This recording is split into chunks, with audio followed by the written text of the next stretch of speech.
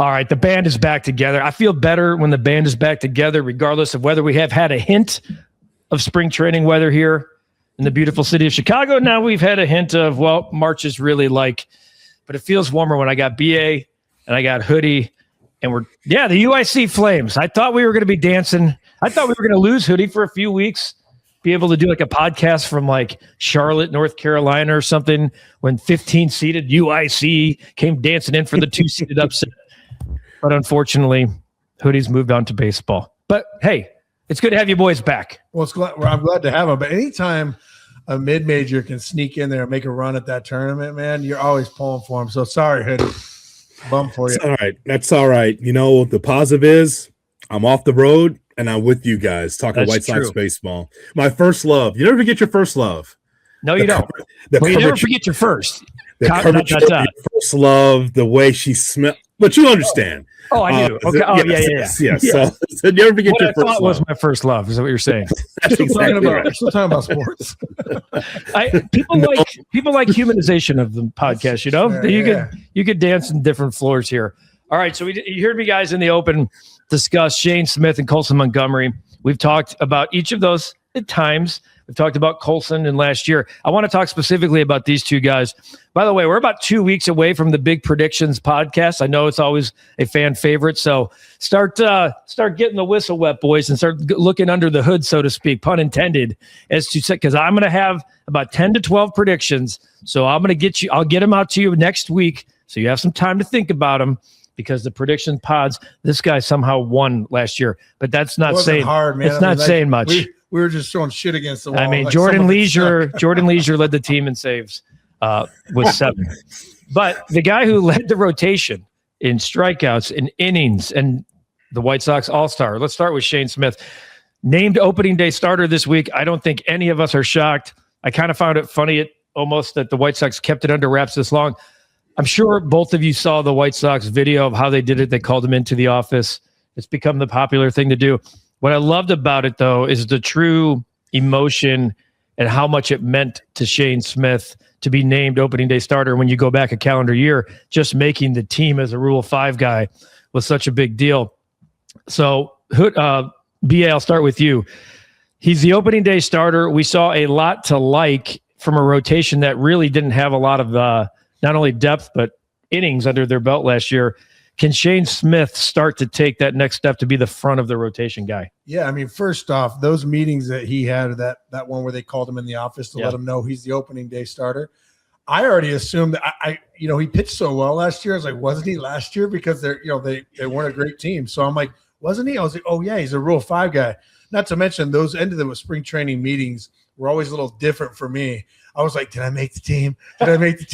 Like, they weren't like, you're our starting center fielder batting first, So, yeah, I mean, you look at that guy, and there's just certain guys that check all the boxes. He's well-spoken. He's got great leadership skills. He leads by example. He's built like a brick shit house. He's got all those qualities you want as a frontline starter. And not to mention on a very young team, he's not too far removed from it on like a 5-year, $300 million contract. He's like, guys, I was in your position last year. 5 years, $300 million. He won't be here then. No, hell no. But he's not so far removed from what it's like to make a team and be on a bad team. So he can relate to something in those trials and tribulations of the last, of the White Sox team from last year. What are your thoughts on Shane Smith? Shane Smith is emblematic of the Chicago White Sox. You know what Shane Smith is? He's nobody's favorite. Here's a guy here out of high school. He goes to college, and he's never been in the top 30 on anyone's list. And it really embodies the White Sox as you have a bunch of cast-offs, young players in that blend of people looking at the White Sox saying, oh, they're pretty good. I guess they could be pretty good. If you squint, you could maybe see 70 wins. So that's the kind of thing. So when I look at Shane Smith, I think that I compare him to Sean Burke. Sean Burke last year, he becomes the opening day starter. He's there against the Los Angeles Dodgers in front of 56,000 people. He allows 1 home run and then gives up anything else. Nails. So my hope is that Shane Smith can be able to be just as nails in opening day, because Shane Smith is a guy, is what he is. He's a Jag. He's just a guy, but he could be something with his White Sox team. Prove a lot of people wrong. He's got an opportunity on opening day. See, I think he could be more than that. I think he can actually be a guy. I'm not saying he's going to be like Tarek Skubal. I don't think he's going to be that type of guy. He doesn't have that type of stuff. But the work ethic he does have because of what you just said, Hoodie. Because he's nobody's favorite. He's everybody's cast off, including the Milwaukee Brewers, which ironically happened to be the opening day team, which I thought was really cool in the video the White Sox put out, where he was like, it just happens to be in Milwaukee, huh, Skip? Yeah. He knows. It's in the back of his head how much opening day means to him and where he's at in his career. I know he's talked a lot about his parents and the work he puts in. Let's hear from Shane Smith, who, after he was named opening day starter, met the media in Glendale. This is compliments of our guy, Chuck Garfien. He was asked if the feeling compares to the call he had last year in the office about making the team as a Rule 5. I try not to compare things. Comparison's a thief of joy, but yeah, similar feeling, of just trying to work your butt off to try and, achieve a goal. And last year was making the team, and opening day was what I wanted. And, being on the team first and foremost, but opening day is what I was striving for. So, just to get that was, a really good feeling. But, after opening day, you hopefully have 30 more starts. So, hopefully it's the start of a solid year. When you walked into the room in the manager's office, what were you expecting, if anything? I don't know. You never know when you walk in. You see your general manager and your manager sitting there. That office. I was just telling Bob on the way in. I've only received good news in that office, but every time I go in there, I'm still nervous. So walked out with better news. Was it relief? Was it? What was going through your mind when they said this to you? I took a moment to myself outside and just I'm super thankful. Your career, you never think it's going to go one way or another. You always think it's always going to be smooth sailing, and I think, just to get that reassurance that that team believes in you, and you want to put a good step forward. Love everything about it. See, he had the same feeling you had when you got called into that office, right? Even though he's had good news there, he's like, did I make the team? But you hear in the last part of that soundbite, Hoodie, about that kind of goes in with what you're talking about. Everybody else is cast off. He knows the work he puts in. He's not asking for any validation from anybody else other than the team he's pitching for. So the reason I think he can be a guy, and I'll say I'll call it a strong 2, certainly a really good 3. And I'm not talking about 2026. This year, he's the front of the rotation guy. 27, 28, 29. We could talk about that at another time. He was showing signs of tiring before getting that all-star nod. If you guys remember, he had 3 or 4 starts where it was 4 innings, 6 runs. He started to show. Yeah, put him on the Phantom so he can make the all-star team. The video was out on him, and the scouting report was out, and it was well, maybe Adrian Hauser in 8 starts is the true all-star. Here's what he did in the second half: 4-1 with a 3.17 and 11 starts and a 1.039 WHIP. That showed me that this guy has the ability to put bad or tired starts behind him and become a dude. Can we talk about, just so we're crystal clear on this, if you have a sub-4 in the AL Central as a starter or a reliever, whatever you choose to do, you're a dude. He was a sub-4 for the year too, by the way. Saying. I mean, it's incredible. John Garland used to put it best. I mean, I know we don't have they don't hit in the National League. The pitchers don't hit anymore, but John Garland used to be like, how do you think I feel? He's like, sometimes back in the day, you go face the pitcher. He's like, I got Jim Tomey coming up, the bases loaded instead of Larry Raspberry or whoever it is, right? So, but it's but to your point, this guy, man, if you're in the AL Central and in the American League, which is notorious just being able to turn around and put the ball out of the yard, you're an incredible arm, man. You're an incredible pitcher, and not to mention. We left out the part of how stoic Shane Smith is. I mean, he said comparison is the thief of joy, right? It's easy, Marcus Aurelius, but but you know what? I like that though. It takes a certain student of the game to be able to process stuff like that, because you can't get too high and too low in this game. And that was a fault of mine. I used to get so jazzed up when I play well, and I beat myself up when I played like shit. He just seems to be very even keel, and I think that's a huge, huge character trait. Yeah, my initial reaction was, why not? Why not Shane Smith? And for the numbers you just laid out there right now, you get sub 4 ERA, man. You're dealing. And of course it circles back to those 1-run games that the Sox lost last year. I'm sure there wasn't a lot of run support in that, and probably some losses that should have been wins if you have a little bit more run support. But the bottom line is that look at your choices. It's Fetty, it's Martin, it's K. Every kiss begins with K. With Burke. And then Shane Smith. So my point is that why not give the ball to Smitty? Give him an opportunity. And so and Smith knows I'm no one's favorite, but I'm the Sox favorite. So you put that chip on your shoulder and just go out there and just free and easy, just get it done. Not nibble, just throw strikes, and who knows what happens. Here are some of those starts, by the way, in the second half. Not to make light of who he pitched against. At Seattle, 2 against Detroit, 2 against the Yankees. At Atlanta, Tampa Bay. That was when he was 3-1-7 with a 4. So, and to your point, Hoodie, about run support, 1-0 loss, 5-3 loss in 11, 3-2 loss. A lot of 1-run, no offensive support. Michael A. Taylor going 1 for 3 with a solo shot. I just wanted to bring him up because I had to.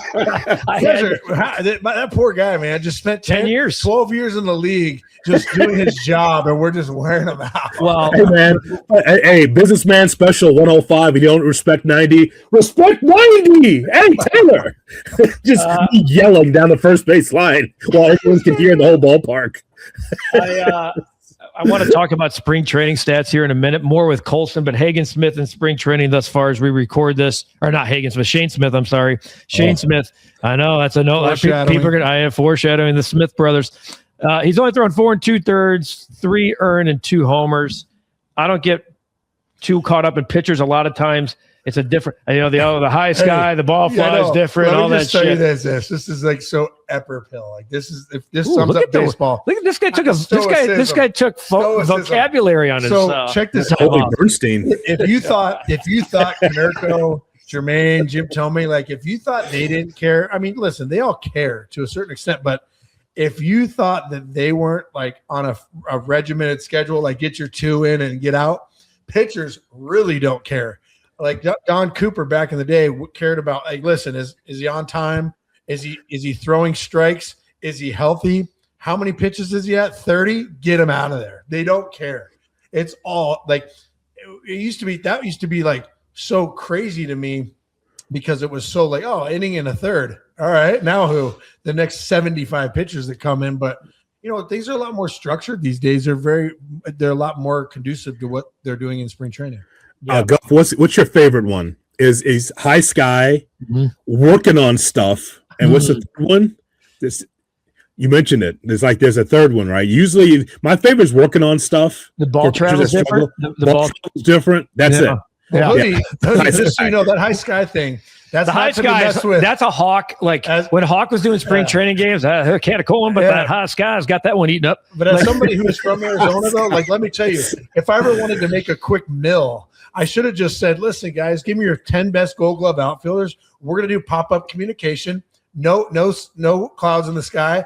I'll be like this, catching them because I'm used to it. The rest of them are off their chest, off their face. It's nuts. But on the broadcast, it's so common. It's so commonly used for people who are watching this game everywhere but Arizona. So it's High Sky, and it's 82, and everyone's I don't what that I want to see my center fielder making routine plays. It's called a can of corn. You should be able to catch it on any planet. All right, let's transition to Colson Montgomery. Before I do so, though, we got to ask the question that we penned here as the topic: Is Shane Smith on his way to stardom? Yes or no? And by stardom, look, he's already an all-star. So what does stardom mean? One from each team, okay? Stardom to me means is he a top 2 rotation guy for the Chicago White Sox going forward? And let's call it the next 3 seasons. Well, the answer is no, because can I say he's going to be a White Sox in 2 seasons? No. Right now, we covered a lot of these young guys, and in that circle is not Shane Smith. This is a opportunity here for another year for him to show what he can do. Can you guarantee me a sub 4 ERA and quality that he gave with no run support this year? I can't guarantee that. I hope that it's more run support and there's more wins for him. But he's not in the circle of the people that we talk about at the bar about the White Sox.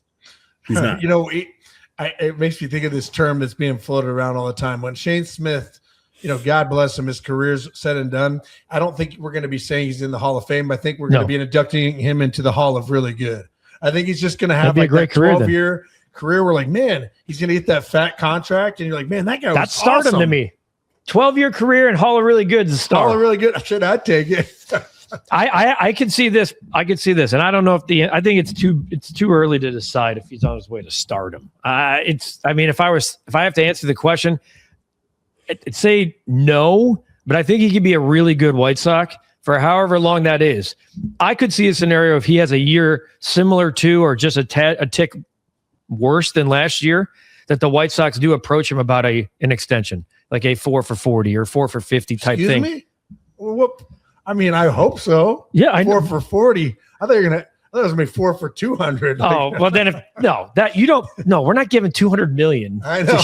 Yeah. Hoodie will stop. Come on. How dare you? All right. Wow. And by the way, write that down for a topic. What's that? What's his next contract? No, God, no. I think we know. It won't be anything higher than Benintendi. So I will tell that the topic is Hall of Very Good White Sox. Okay, that's really good. So yeah, John Garland. Okay, so our entire starting five. Where does Paul Konerko rank on that list? I mean, hey, you know what's going to be crazy, Hoodie? We're going to be sitting there down the road. Yeah, we're looking at this list of guys in the Hall of Fame. Sorry, not to go off on a tangent, and we're going to go. Well, this guy, and this guy's in there. And Konerko's 280 with 450 and 1,200 ribbies in a World Series ring. Like, why is he not in the conversation? That's a great topic. White Sox, like Hall of Fame or Hall of Very Good. That's going down in the old head. Let AJ come on for that because he's great at being able to pluck. AJ's part of that discussion, by the way. He's like one of 9 catchers with 1,000 innings caught or something like that. So we will get into that because it's a really good. I like what happens when we're together. See that? All right. Rich Dotson. Go ahead. Love me a Rich Dotson. Oh my God. Come on. We love Dot. Dot was great. Dot was great. Those 80s White Sox were hard to find. Hurt his arm. Look, I mean, when Ivan Calderon was like 14 home runs led the team. I'm not kidding. How was I not born yet on that team? That 4-hole playing center. I know. With an extension. Trust me, you would if Kenny Williams was playing left. Oh my God. Yes. And all of third base. I mean, the entire third base. Ground ball, his ass would throw it to first base. Let me tell you, he was something, man. Wide load over there. I'm gonna keep my shades on. You know what's funny about that? Kenny, Kenny was always good to me. He drafted me. We had a really good conversation leading up to that 2008 season. But he sat me down. He's like, BA, like, you're a freak. You think you're a freak? He goes, you couldn't even hold my jock. I could do it all. And I'm like, then why'd you play left? Wait a minute. Hang on. Before we transition. And it was positive. But he said, I said, don't correct me if I'm wrong, with all due respect, then why am I tracking it down in center field, replacing Ken Griffey Jr., and you were in left? Like, what are we talking about? Wait a minute. You're burying the lead. He said to you, you couldn't hold my jock? Well, because Kenny was like an athletic guy, bigger guy. He was a football player at heart. Football player at heart and mind. Without getting it misconstrued, he was trying to hype me up, and he pulled me in the office, and it led to me having a great 08 season. But he was just like telling me, like, you're a 5-tool, you could do it all. He's like, but compared to me, you should see. And I was like, did you play left? I was like, what the hell are you talking about? Me and Guff saw Kenny Williams play. Please. Give me a break. Sorry, you want me to pull up his to make myself feel good, not crack on you. You were spinning circles around Kenny Williams. Kenny Williams, career war. Kenny Williams. Anybody want to? That's probably. Yeah, we've really turned better than mine. We've really turned it into the shit. Hey, easy. It's probably better than mine. Ken Williams, career war. 2. Hoodie, 2. A 1.1. I would have said like a 1.5, negative 0.2. That's probably mine. Don't look mine up, or I'll walk off the show. That's true. In fairness, I'm not going to look yours up. Thanks. Tell Hoodie privately.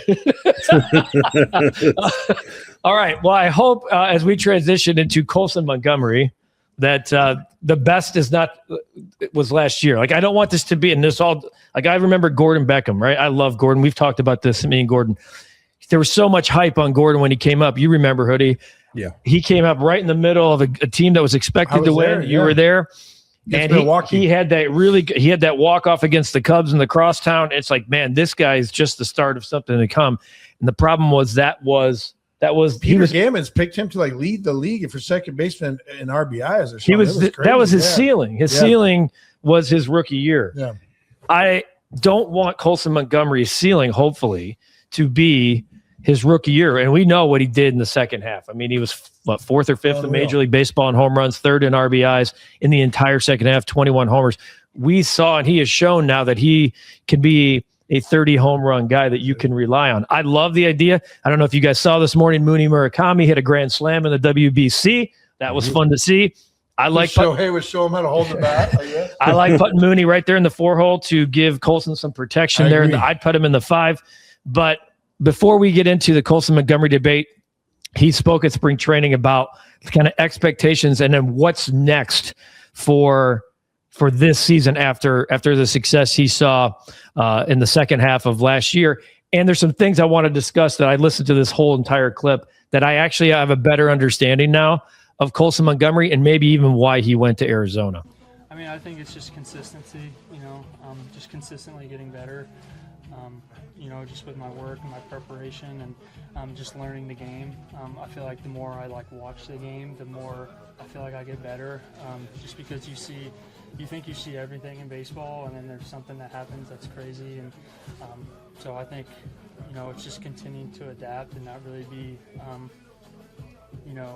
satisfied, I guess you could say. Because I had, a good second half and everything, but, this next year, now they have more scouting on me.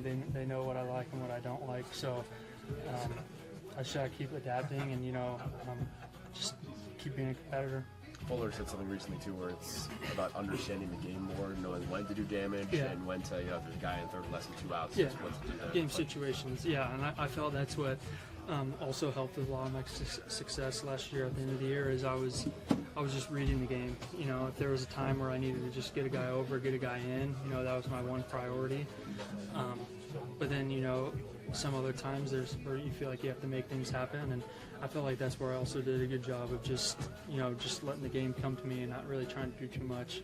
That's kind of when I get, in a bad spot is when I'm trying to do too much. You swing it too much. You swing at the things they want you to swing at. And this, Hoodie, you're clapping. Why are you clapping? Because this young man is becoming a student of the game. He's trying to watch first and see tendencies before he even steps to the batter's box. That's smart. Watching by learning. I love that. And here's what else I love. An organization didn't put too much on him too soon. And bringing Gordon Beckham back into this, I think there was too much on him too soon. And there wasn't a safety net for failure. And I think the White Sox have provided that. And I know that I give Chris Getz his balloons sometimes and his flowers. But I think the situation and the system, you heard the Ryan Fuller question, there's a director of hitting. It's not just a hitting coach that you can go up the ladder. You can go peel behind the curtain and there's still someone there to support you. The whole Arizona thing has been talked about at length.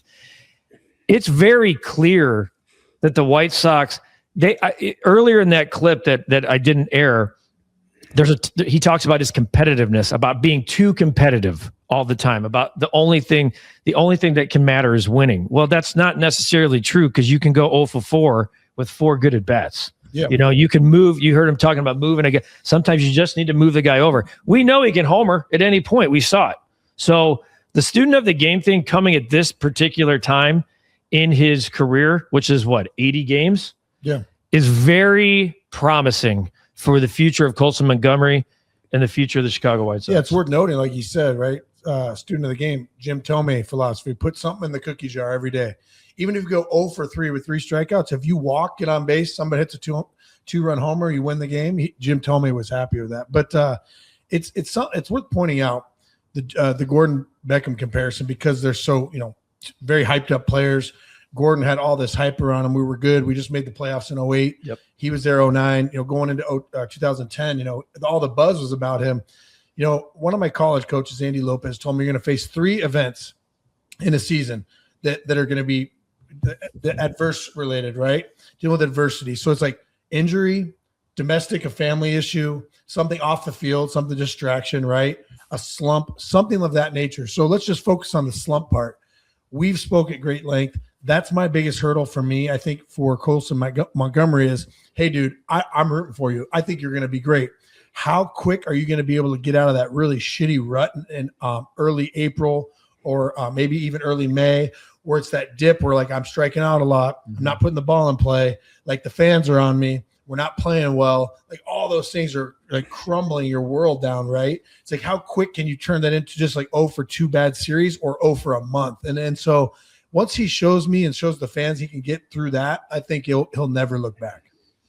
I love the competitive part of it. I don't know. I'm sure you guys have seen on social that Will Venable, and we haven't talked about like his approach to the Shane Smith thing, because he asked Shane Smith to be a better leader. And in that clip, he talked to Shane, how's the leadership thing going? You know, with Colson, they're doing little competitive contests in camp. They're doing this 3-point shootout. I don't know if you've seen this, where everyone was entered and there's a bracket format, etc. And Colson was a really good Indiana high school basketball player.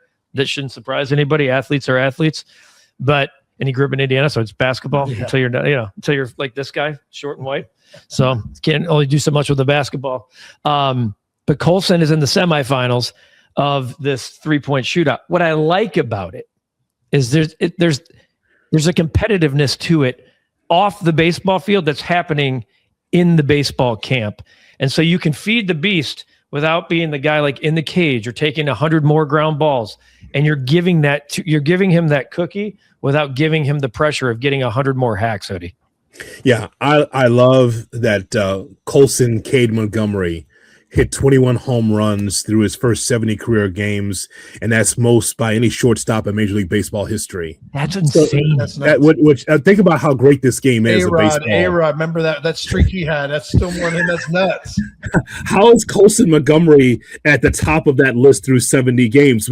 So obviously that is a must-watch for me as a White Sox fan to see more. Just feed me more. I want more of this, right? And then to have that soundbite. And here's a little trick of the trade.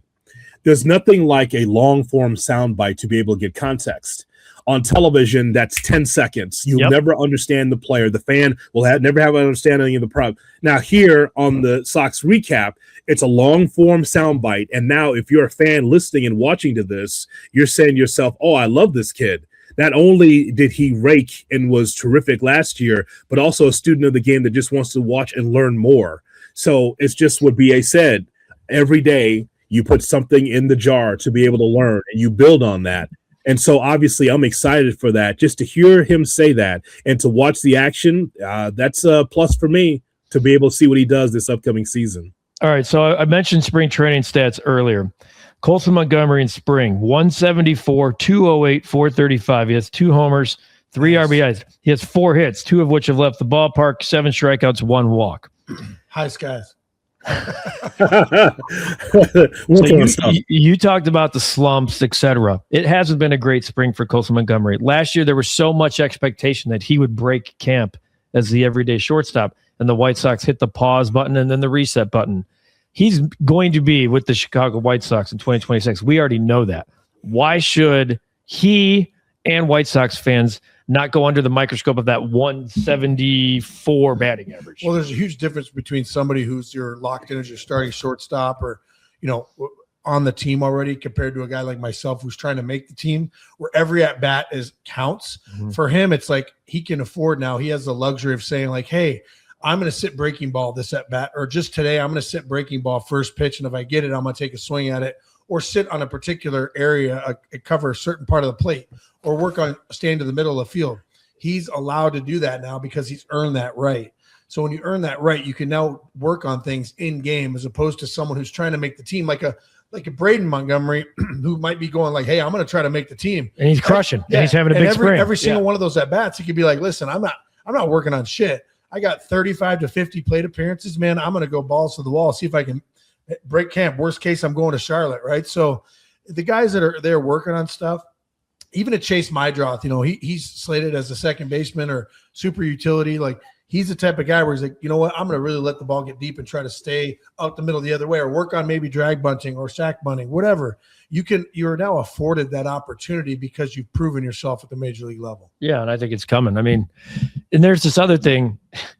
This is why spring training, like we've been around for a long time, so we know when to get wrapped up in something, when to follow a story, and when to just kind of laugh it off. I think the Sam Antonacci thing, I don't want to pivot too far here off of Montgomery, is great. I am moved by the promise of a kid in Sam Antonacci. He was really good last year for Birmingham, etc.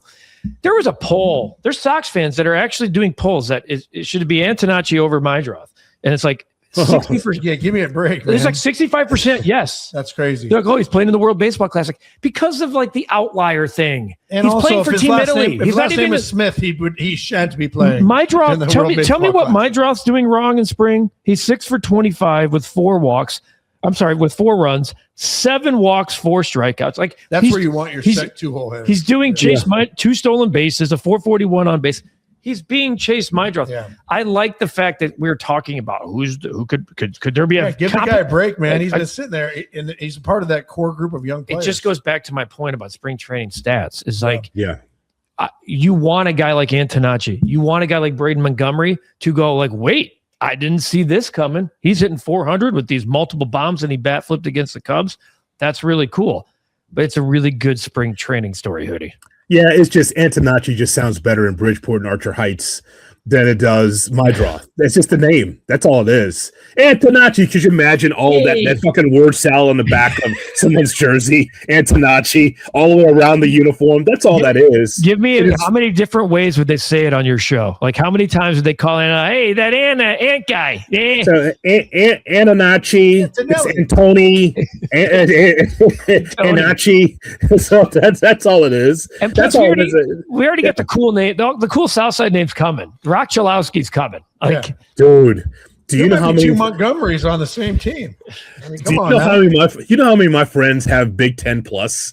You know how many of my Sox fan friends like, I don't know, I'm looking for it so they can just watch UCLA baseball just to watch the kid. Isn't that amazing? Like it must be spiked up 75% of people that have logged on to Big Ten Plus just to check out UCLA baseball. Hey, what are Sox fans going to do when they choose that kid from Alabama? I was just going to say, have you ever heard as much hype around a guy that's not on the White Sox in the organization? Not to mention, he's not even in the organization. If Bauer were draft eligible, it would be Bauer. I mean, 100 from here. I mean, it's definitely Chalowski. The guy homers every half a second. Yeah. Yes.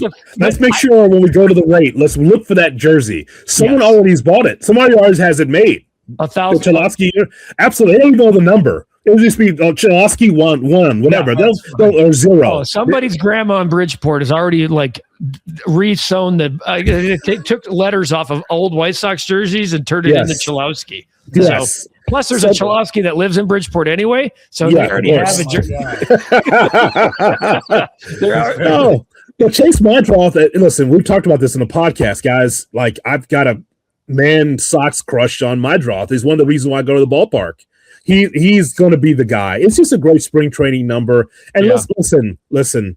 The reason why that people are excited is because Sox fans just want to see the best for the team. Whether it's spring, and also we've been excited just to see live baseball all winter. So if anyone gets hot, obviously people are excited. But Meidroth's the guy at second base. That is Montgomery and Meidroth and Murakami. I guess, is that Vargas at third? Yep. I guess that's Murakami.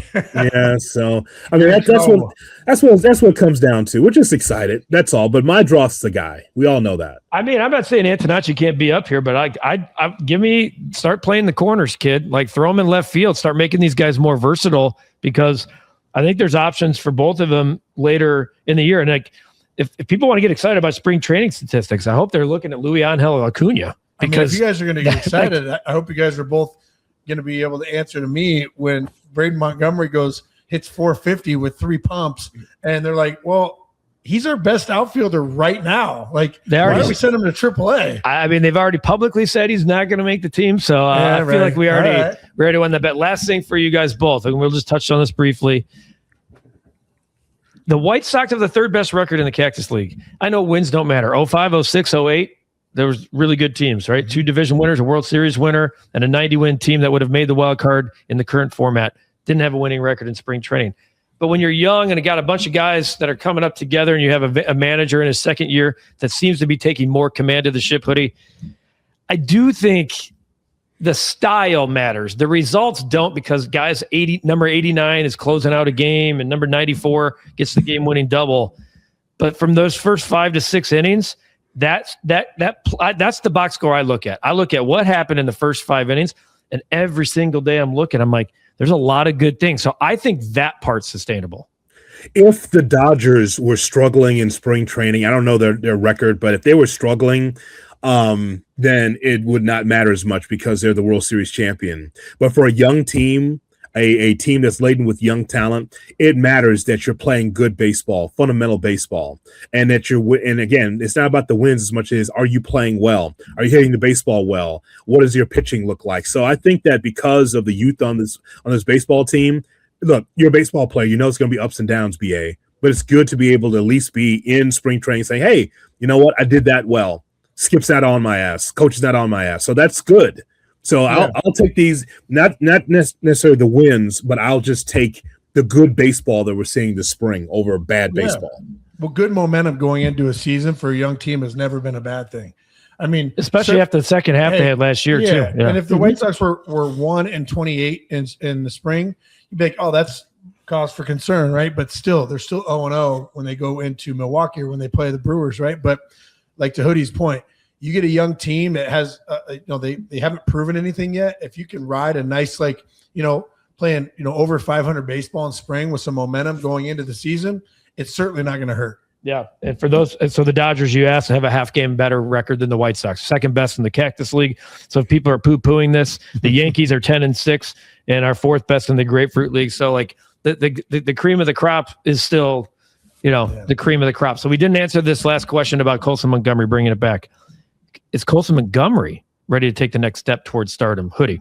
The answer is yes. Based on what we saw for the 70 games and those many home runs he hit, man, he's absolutely ready for the next step. That is all-star caliber, I think, from Colson Montgomery, one of the more exciting shortstops in the Southside that we've seen in a long, long time. So, yeah, I think more so than Shane Smith, he's ready for that next step for me. Yeah, I think Hoodie's absolutely correct. I hope he spent this offseason preparing his body for 162 as opposed to like, hey, I might be able to go to Arizona and take 2 weeks off. You just simply don't get to do that sometimes. And so one thing is certain, if he's able to even go mimic what he did last year in its entirety, or he did in the half of the season in its entirety, and put up a 270 with 25 and 75 to 80. Yes, would the White Sox fans be disappointed because it wasn't a huge bump? Man, my God, you're trying to tell me a 23, 24-year-old player, putting up that kind of numbers at shortstop and being young left-handed hitter, that's a huge win. Yeah, and look, I think Major League Baseball has already taken note of it. He was named a top 100 player in the annual MLB Network, top 100. That's incredible. So I think you're starting to see the stars. They don't take that list lightly. It doesn't mean success. I'm with you. I think when you're talking about Colson Montgomery doing something that no one in the history of the game did in 70 games, that's star. That's star quality. And he, to me, is positioned of the two to actually take the step into stardom. He plays the most important position on the field, shortstop or center field? Catcher, shortstop. Shortstop has the most pressure on you. Catcher's the most demanding. Okay, so and he plays a good defense. He takes pride in his defense. So I think Colson Montgomery, yes, I think he's a 30 home run potential star in the making for the Chicago White Sox, which to me is the best thing that happened in 2025, is that the guy that you were hoping to be the dude, which I started to lose belief in, Hoodie, and started to lose belief in that that guy was going to be kind of a write-off or a cast-off, and now it looks like he may have taken that baton to be that guy. I'm excited because I watch this young man and I watch him hit home runs. I go, man, he's got no pressure on him. I feel like a lot of these young players on this White Sox team last year didn't have a lot of pressure on him because the expectations were low. Now we're looking even for more. And Montgomery could lead this team. I think he could be that guy. All right, so we're going to have another podcast in between the predictions podcast. So get ready. The predictions are coming. Fans, if you have any, by the way, don't we have something to raffle off the next podcast too? We'll do it the next podcast. Yeah, Dan Flood, my minor league coordinator, the head of clubhouse manager for the last 30 years for the White Sox, sent us some White Sox gear. So Floody, you're the best. Thank you. We'll figure out a creative way on social. Yeah, but I have one of the MLB pullovers that the White Sox big leaguers are playing, the black hoodies that they wear during like BP and warm-ups and all that stuff. So we'll auction that off when we do our live show, which may be next week. Live might be it. It might be. If you were wondering why like Hoodie like went on and off camera for a second, it's because if you understand this podcast at all, at the end of the podcast, Hoodie transitions into his second favorite ball club. He's giving you the what? I saw a UIC Flames shirt to start this thing, and now I see a Milwaukee Brewers cut-off hoodie ready to end this thing. Am I wrong about that? Here I was just thinking it was an internet problem, but man, he's incredible. Now, if there's an internet problem, I'm going to talk to your wife. I don't understand what the hell would be going on with that. You guys are drinking again. I've had this on the entire time, and I just don't understand what you guys are talking about, but whatever you say. Yeah. Okay. Well, if we could ever get together and all three of us drink together, then, that would be just fine. We'll put a bow on this edition of the White Sox Recap Podcast. We appreciate you watching on YouTube. If you don't already subscribe, what are you doing? 250,000 others do that. And then hit the notification bell. So every time we drop a new episode, you guys get the notification. If you're listening to wherever you listen to audio podcasts, boom, do the same because we are there too. For Jonathan Hood, for Brian Anderson, I'm Guff. We'll see you next time on the White Sox Recap Podcast. Had it on the whole time.